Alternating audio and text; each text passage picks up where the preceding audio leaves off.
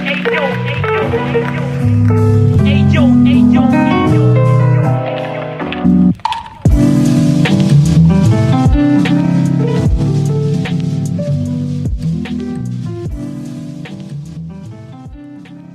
project is a no-profit foundation about visual art and photography.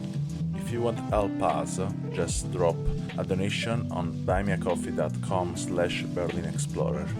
So welcome to this 50 minutes of experience. Today I'm with Lao Xie Xie from Shanghai, but he's from Italy, and this is really nice for me to have this talking with you. And first of all, for the public, the name is Lao Xie Xie, but what is your name? Then we probably can relate better to your persona. I try to use this fake name for a specific, for a reason. So first one, because as a foreigner living in China, what I'm doing is not illegal, but you never know the border or when you become something not acceptable from the Chinese government. So that's the reason also why I prefer keep my identity a bit mystery. So I will just refer to you. Just refer to you with the Lao. It's okay for me. It's not a problem about that. And okay. so Lao. So it will be really nice if you can introduce a bit about your figures in this world in photography, not only because you are also related to this erotic world in China. And in a way also the trash and no political reference. So tell a bit about you, then the people doesn't know anything about you can know better who you are, and then we go a bit more deep in some question I have for you. Okay, so basically I'm a foreigner living in China for 5 years already in Shanghai, and I start this project called Lao Xie Xie like a few years ago from so I'm not a photographer. I want to start with this point. I came from a visual background, so I work in advertising industry, and all my passion I came from graffiti. I came from this world, so visual aspect is something already in my background. But one day, I mean, I work a lot with a photographer to shoot campaign and something like that, and one day one of my friend just gave me as a present a film camera. So that's why I start to do something I like it, something was on my mind, but I cannot ask people to do it, because usually on my work I need to come up with idea, and then I need to hire photographer, blah, blah, blah, and then they shoot it. This time there was no client, there was no other figure, it's only by myself. So it was really a freedom. It's a freedom project for me. So one day I just start to do what I really like it. Yeah, it's really clear that it's a freedom project. Yeah. So in the beginning was not that easy, because I don't have any portfolio, I don't have any background also to ask model to pose for me, especially when you're a man in an Asian country. So it's very easy where there is this misunderstanding. Maybe, I don't know, he asked me to take picture and then he wanna just have sex or this kind of thing. Yeah. But to be honest, as I say, it was artistic project for me. So I try to keep it very professional, very, very pure. Like, okay, in my mind, I want this picture. So I want to do everything for it. That was my mental process, let's say. Yeah, it's interesting and nice that, and it's really funny because I also come from graffiti, and in a way or another from the visual part, from advertising, so creativity in the visual communication, and I also got that point watching at your picture, because they are not really related to erotic photography picture. There is yeah, for sure this similarity with Ren Ang, also yeah, to work on this passionate way, but also it's really similar to some technique of Nobuyo Shiragi. So yeah, the word Asian word there is there, and yeah, there is also your roots visual in your picture at that. I don't want to say the city, but yeah, is there. It's clearly. And what is interesting also is that yeah, for sure in China it's probably not really common to doing this kind of work. Also, is if I have main experience with Chinese photographer that I know a lot of them, they're doing this kind of works. But yeah, I understand also the things that to keep the anonymously name, that because the government is in a way or another always influent in the society. And first of all, I want to know what is one of the experience, probably also the first experience you had to starting to shoot for real erotic nude pictures. So first one, yeah, there is some influence from Renang, that's for sure. But I don't know. I don't like when the people, they say, "Oh yeah, you do Renang stuff." I mean, yeah, Renang maybe start. First one was not Renang, but was Sure. Fengli to do this kind of stuff in the beginning, and also 223. Then Renang become more popular in the. Yeah, in the end, the Renang become popular as Vivian Maier when he died. In the end. Yeah, but to be honest, because he have a very strong taste. Because family, yeah, he have, but the other people, they are not that strong than him, you know. Yeah. So even in a Western point of view, he was the best one. Yeah. So it's like, you know, for me, Renang is kind of so he start a style. Then everybody can. It's like I don't know, cubism. You know, it's not if you do cubism or other style in the painting, you are not copy that painter. You just take inspiration of the style. So this is what I think. To be honest, is not so for sure it's an influence. It's just an influence. Yeah, then you do your own. I will never say that if you're doing the style of Renang, because your style is not of Renang. It's a mix really between the Japanese, Asian in general, but there is a lot of European culture. So that's we cannot say, because Renang is really, as you said, has a strong taste, but it's also sometimes really cruel in some images that not. I mean, there are many pictures of him I don't like at all, and probably. Also because the way he show some bodies, and you don't have this cruel part, for example. Yeah, and also I think the Asian, the Chinese photographer, they have this kind of poetry in some way. You know, they are very oniric.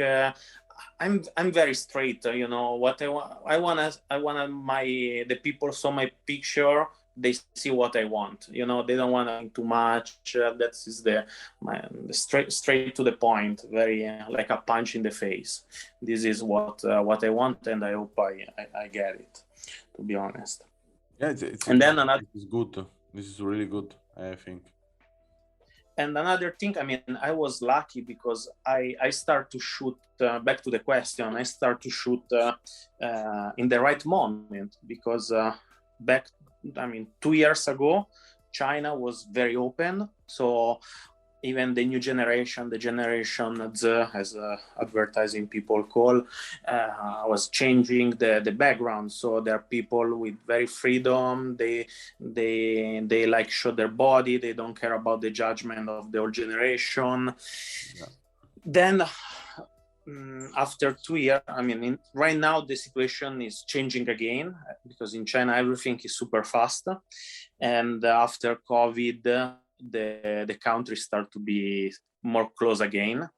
So now it is 1 year almost I don't shoot anymore because I'm afraid to some issue. Yeah. So I decided to stand by a bit the project for my personal health. Yeah, I mean, it's probably, I can understand the situation at all. I mean, I was 3 years in a relation with a Chinese girl, so I know many things about Chinese country. And yeah, I can understand totally the reason why. And in a way, this is also, I think, limiting your inspirational part. So in a way, you are accumulating, you know, some ideas and some also way you want to express yourself, and that you don't have the freedom to express yourself anymore. And how do you combine that emotion all together? Where this emotion going by right now? So if you cannot, if you cannot do it, anything in base of this project, how do you direct this emotion? Right now, I'm very frustrated in a creative way. First, because the country is getting closer and closer. There is no more freedom also to go out of the country. So before, when you live in China, you can take a plane and go to Taiwan, Japan, and take a break. And now you cannot anymore. So this is one thing very important. And then also the taste of the people in China, now they become more local and local every day. So even in my work, where before they ask a foreigner eyes, now they prefer some local one. So this moment of my life, to be honest, is very tough, and for many points. Yeah, so you're in a way considering to move away from China? I think it's something I will have to do soon. I don't know when, but I think one day I have to leave this country. So I try to get as much I can right now, and when arrive the moment, I will do it. That's my my philosophy. Yeah, sure, because it's for sure, in a way or another, you come from a country from Europe that we can say, you know, our country gave us the freedom. I mean, in a way, like not really the freedom, because our society, our government doesn't give us the freedom, but I think give us the believing and to be free. So then we belong to be free more than what we can. I mean, in a way, I come from the south, you come from the north, so then it's different. But yeah, this is what I felt about our states. Is for sure we have freedom to express ourselves, but in a way we are not really supported then to express ourselves in an economical way, for example, or also in the intellectual way sometimes. So I'm really curious to know what kind of country would you choose after China. Probably, yeah, Japan can also host you better or fit in your work as a photographer, also as a visual artist, probably, or yeah, even probably some Asian country if you want to keep still on the Asian country. Also, for I think these skills you got to talk in Chinese, no, that. I mean, yeah, it's a language that when I think that it's really easy then to learn Japanese, for example, because it's really clearly similar to Italian slang. I mean, the tone of voice, and you can read in Chinese in a way or another, and most of the character in Japanese, they are come from the Chinese culture, and they are the same meaning, but change the word, and then you have just to learn 2 alphabet. That's hiragana, katakana of Japanese, and that's all. And you did it. I mean, it's easier way to approach to a new language in Asia. But anyway, this was totally off topic. But yeah, to belong. No, you're right. You're right. I mean, I live in Tokyo for 1 month, and in that month I learned more word than 5 years in China. So yeah, because in China it's totally different. Also, that you have these 4 tones, so that it's this come really difficulties. I think when you learn new words, to don't say things that another. This is really complicated, and I think also in China that's it's not like Russia, that everyone speak the same language with the same tone. In China, change totally the tones from a lot. south, north, east, west, and blah blah. So you got I've seen many different collaboration with your photography work, and for sure on Instagram I cannot see at all what is your main full archive of in your portfolio, and yeah, unfortunately your website is not there anymore, so I will only figure out with my mind what you hide in your archive, and ask to myself if are you thinking to publishing something in the future, or are you working on publishing something, and if you would love to doing that? Yeah, I was planning before to publish a book with a French editor. Then this shit happened, and then I put everything in standby. And to be honest, I feel a bit frustrated about this, because I really have a lot of nice picture, and it's something, you know, in my life I want to have one book to just have it. Don't be frustrated. I publish you. Don't worry. Okay. Don't be frustrated. I don't give a fuck of the COVID. Okay. Yeah, you have. I don't know how someone can stop with the pandemic. I mean, for me, it was the best moment of my life. That to remake a logic on myself and to start to think in a different way for what I like to do. I mean, I stopped to walk, and I started to think. And for me, it was a moment of pure creativity and embracing of knowledges. For me, it was an amazing moment, and I never stopped to doing anything. And yeah, that's why now it's for me a great moment that to groove and groove and groove without stopping, because I didn't stop at all. I did the double of before, and this is interesting. How did you live the pandemic there? How did you really reacted us in the photography way? Honest, it was. I mean, the real lockdown in Shanghai was about 2 months, 2-3 months. Then everything become normal again. I mean, you need to show green pass and wear mask in the inside place and blah blah blah. Normal stuff, yeah. And the most big issue is about you cannot leave the country, come back.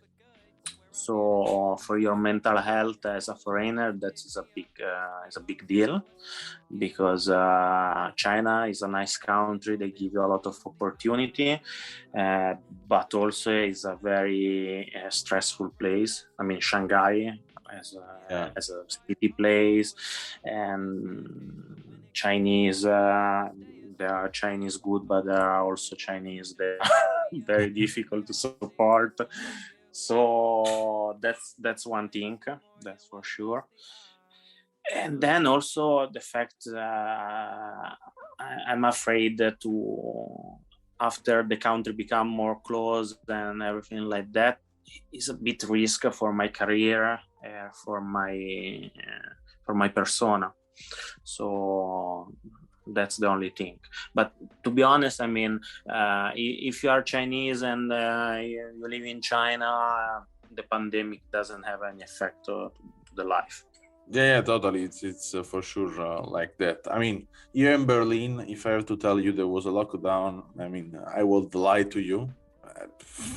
I mean, difference between Italy, that I was 3 months in Italy in lockdown, I was 3 months in the house without going out, and here the lockdown I never saw someone was closing in the house. Never, no one day. There was no one day. So, it's totally, totally different. But I'm really interested to know if you got it then in this period also different kind of pictures for different. I mean, for your personal interest. If you shooted also different topic. No. I start to shoot sometimes when I travel in other secondary or third city in China. I bring my camera and I shoot maybe some local stuff because sometimes I also like mix the erotic stuff with the normal Chinese thing. So I just do because in my mind one day if I leave China I still have a good archive and picture to post it. I just do like. I mean, this is the point of my question. It's sometimes, it's not really. I mean, I started to understand the real project start to born when you don't think about the project, and then you are totally free to shoot and to create what else you want. And then one day you open your archive. I mean, in this case, me as an editorial curator, I enjoy a lot to open the archive of people where there are thousands of pictures and start to make puzzle as a child. And this is the best way, you start to find a lot of connection reading the picture of people. So I just ask you, there's a last question. It's for me is what kind of experience you would love to doing in the next near future? If you have to dream now something you want to do, it's not also related to photography in general. What kind of experience you would like to do it? To be honest, publish a book is something I feel I want to do it and feel sad when I think maybe I lost the opportunity. So this is one thing, to be honest, sometimes I want to do it and finish the project with other couple of pictures I have in my mind, but I still don't have the braveness to shoot it. So I think I need just to shake myself and say, hey, come on, just do it, and then I will be happy. So this is the thing I think I want to do. Then in my private life, other stuff, I have a list, but photography, So this was Lao Xie Xie, and don't forget this name because it's the only name you can hear from this podcast, and is the only name you can hear in the near future about this way to shoot the Chinese country also before and after the pandemic. That for sure will have a resonate sounds in the photography. I'm sure about that. And I thank you a lot for your time, for the calling, for the meeting you, and to sharing this experience. I think, and I'm sure that we can have many others in the future. And thank you a lot. Thank you so much for hosting me, and keep doing. Thanks for listening to our podcast. Learn more about our project at allmylinks.com/Berlin Explorer or visit our Instagram and follow Berlin Explorer Project.